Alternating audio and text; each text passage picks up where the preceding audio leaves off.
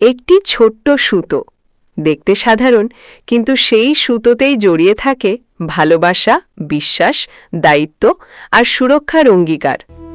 ভাইয়ের হাতে বোনের বাঁধা সেই সুতো রাখি। প্রতি বছর শ্রাবণ মাসের পূর্ণিমায় ভারত জুড়ে পালিত হয় রাখি বন্ধন। আজকের দিনে এটি মূলত ভাই বোনের ভালোবাসার উৎসব। কিন্তু রাখির ইতিহাস শুধু ভাই বোনের সম্পর্কের মধ্যে সীমাবদ্ধ নয়। এই একটি সুতো কখনো হয়ে উঠেছে সুরক্ষার প্রতীক, কখনো সম্মানের, কখনো রাজনৈতিক প্রতিবাদের, আবার কখনো হিন্দু মুসলিম সম্প্রীতির বার্তা। তাহলে প্রশ্ন, রাখি বন্ধনের শুরু কোথা থেকে? এর ইতিহাস কতটা প্রাচীন? রানী কর্ণাবতী ও হুমায়ুনের গল্প কি সত্যি? আর রবীন্দ্রনাথ ঠাকুর কিভাবে রাখিকে পরিণত করেছিলেন বাংলার ঐক্যের প্রতীকে? আজকের এই প্রতিবেদনে আমরা ফিরে দেখব রাখি বন্ধনের সেই দীর্ঘ ইতিহাস। রাখির শুরু কোথায়? রাখি বন্ধনের একেবারে নির্দিষ্ট জন্ম তারিখ ইতিহাসে পাওয়া যায় না, কারণ আজ যে রাখি বন্ধনকে আমরা ভাই বোনের উৎসব হিসেবে চিনি, তার সঙ্গে সম্পর্কিত নানা ধরনের রক্ষাসূত্র বা সুরক্ষার সুতো প্রাচীন ভারতীয় ধর্মীয় ও সামাজিক আচারেও পাওয়া যায়। প্রাচীন সংস্কৃত ঐতিহ্যে রক্ষা অর্থ সুরক্ষা আর বন্ধন অর্থ বাঁধা, অর্থাৎ রক্ষা বন্ধন বলতে বোঝায় সুরক্ষার বন্ধন। ভবিষ্যৎ পুরাণের একটি বর্ণনায় শ্রাবণ পূর্ণিমায় রক্ষাসুতো বাঁধার আচার উল্লেখ পাওয়া যায়। সেখানে পুরোহিত রাজা ও অন্যান্যদের হাতে রক্ষাসুতো বাঁধতেন।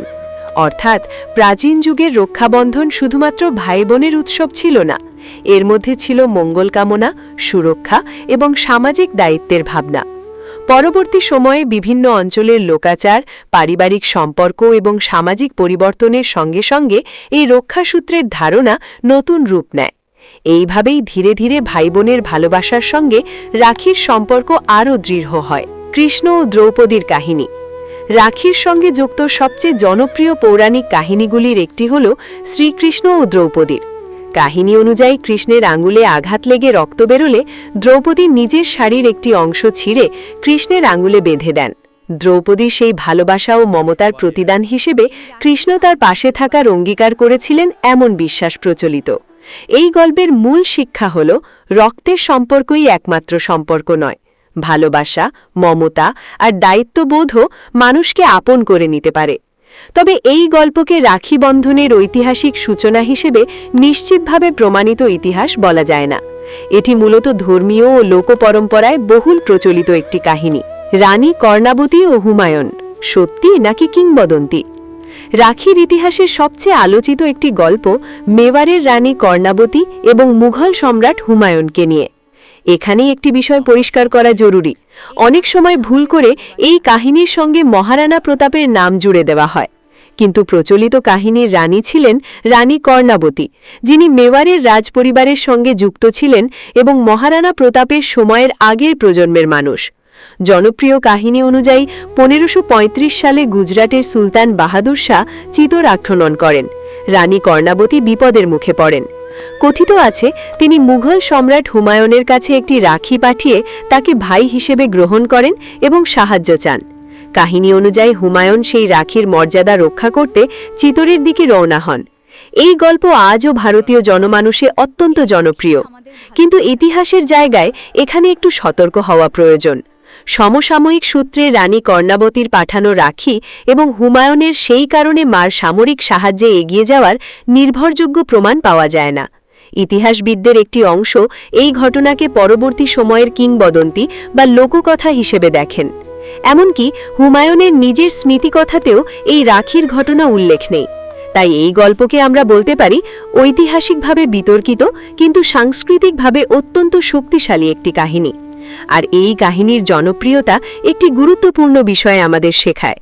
একটি রাখি কখনো কখনো রক্তের সম্পর্কের বাইরেও ভাই এবং বোনের সামাজিক সম্পর্ক তৈরি করতে পারে। রবীন্দ্রনাথ ঠাকুর এবং রাখির নতুন অর্থ।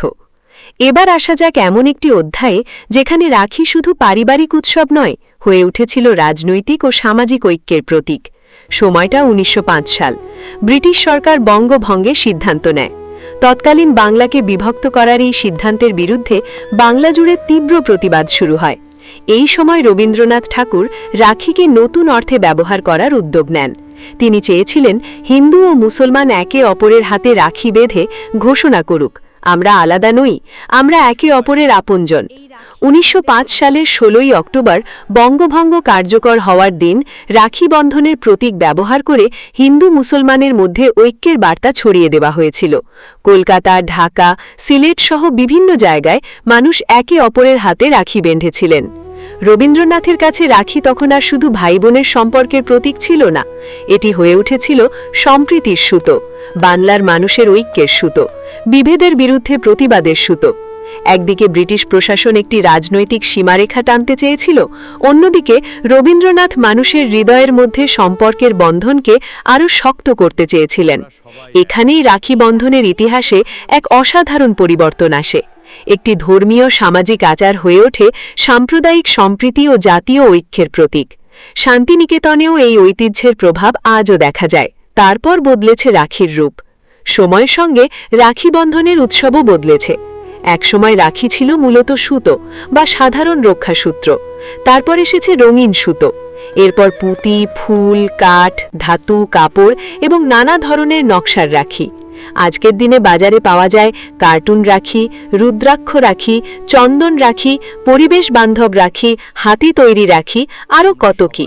কিন্তু বাহ্যিক পরিবর্তনের মধ্যেও মূল অনুভূতিটা একই, তুমি আমার আপনজন, তোমার ভালো চাই, তোমার পাশে থাকব। আজকের দিনে রাখির গুরুত্ব কতখানি?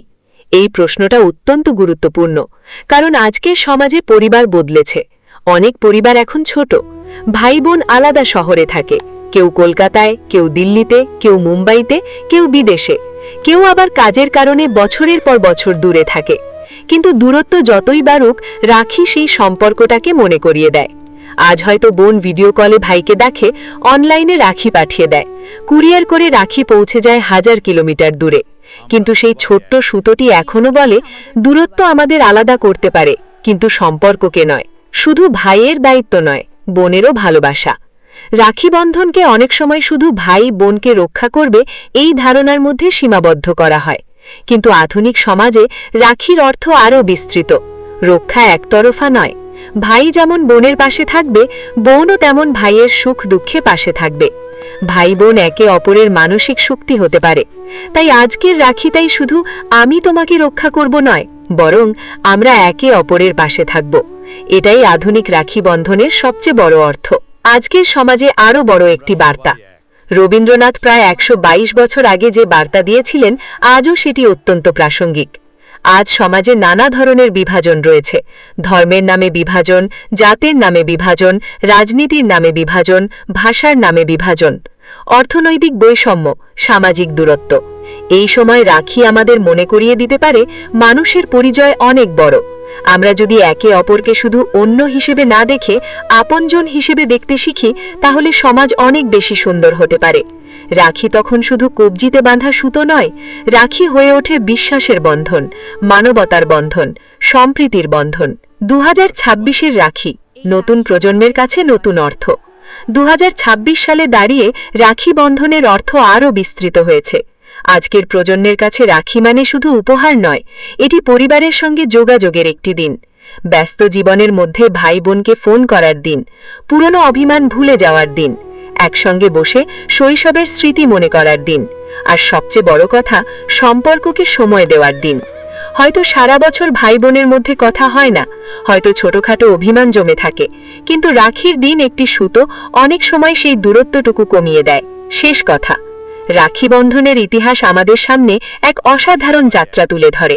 প্রাচীন রক্ষাসূত্রের ধারণা থেকে শুরু করে ভাই বোনের ভালোবাসা, পৌরাণিক কাহিনী থেকে রাজপুত ঐতিহ্য, রানী কর্ণাবতীর কিংবদন্তি থেকে রবীন্দ্রনাথ ঠাকুরের বঙ্গভঙ্গ বিরোধী সম্প্রীতির আন্দোলন, আর সেখান থেকে আজকের ডিজিটাল যুগের রাখি। সময়ের সঙ্গে উৎসবের রূপ বদলেছে, কিন্তু তার মূল বার্তাটি বদলায়নি। সম্পর্ককে রক্ষা করতে হয়, ভালোবাসাকে বাঁচিয়ে রাখতে হয়, আর মানুষকে মানুষের পাশে দাঁড়াতে হয়। তাই এবারের রাখিতে শুধু ভাইয়ের হাতে একটি সুতো বেঁধে দায়িত্ব শেষ না করে একটি প্রতিজ্ঞা করি, পরিবারের পাশে থাকব, বন্ধুর পাশে থাকব, বিপদে মানুষের পাশে থাকব। ধর্ম, বর্ণ, ভাষার বিভেদ ভুলে মানুষকে মানুষ হিসেবে সম্মান করব, কারণ রাখির সবচেয়ে বড় শক্তি সুতোয় নয়, অনুভূতিতে। আর সেই অনুভূতি আমাদের মনে করিয়ে দেয় বন্ধন শুধু হাতে নয়, বন্ধন হৃদয়ে। আপনাদের সবাইকে রাখি বন্ধনের আন্তরিক শুভেচ্ছা। এই তথ্য সমৃদ্ধ প্রতিবেদনটি যদি আপনার ভালো লাগে তাহলে ভাবনা স্টুডিও অফিসিয়াল সাবস্ক্রাইব করে আমাদের পাশে থাকার আবেদন রইল। ভালো থাকবেন, নমস্কার।